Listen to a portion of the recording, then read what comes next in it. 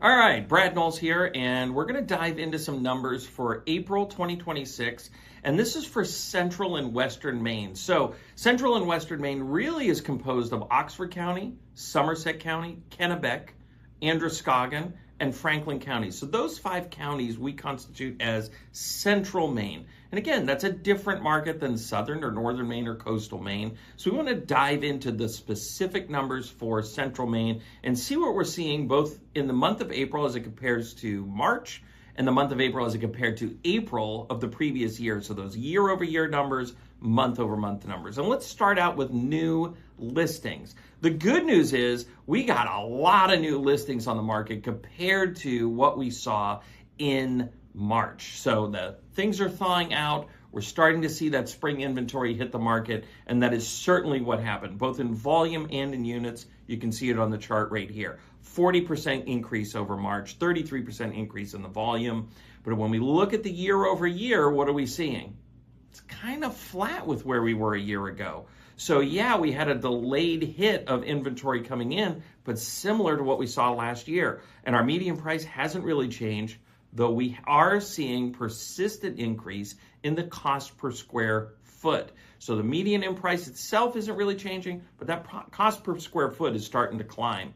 On the closed sales, we saw 9% increase year over year, plus 9% increase in the units month over month. On the volume, you can see that average sale price is really creeping up because the year over year, even though we had the same unit increase, we see a huge increase in the volume year over year. That's everything to do with what was the sale price of the things that we're selling.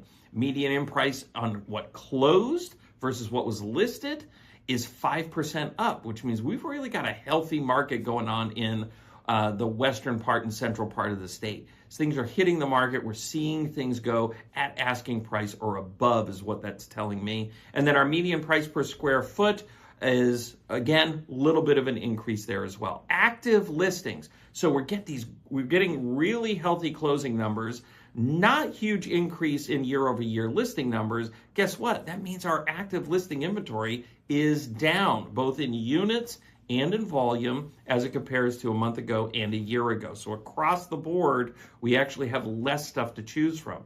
For our under contracts, that inventory is getting eaten up quickly. So we see a 15% increase in closed or under contract units compared to where we were last April, and a 24% increase for year over year as it pertains to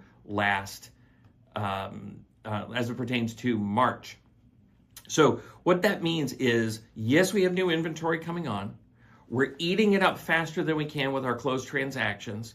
We have limited amount of activity in terms of active listings, and the stuff that is active is going under contract faster than it can come on the market as well. So that is a tight real estate market. It really is a tight real estate market in Central and Western Maine. And so if I'm a buyer, I want to be really proactive. I want to have my ducks in a row. I want to make sure that if I see a home that really fits my needs, that I want to put an offer in on, I need to already have all of my financing, all of the other stuff in line so that I can make the best possible offer I can, hopefully not get caught in a multiple offer situation.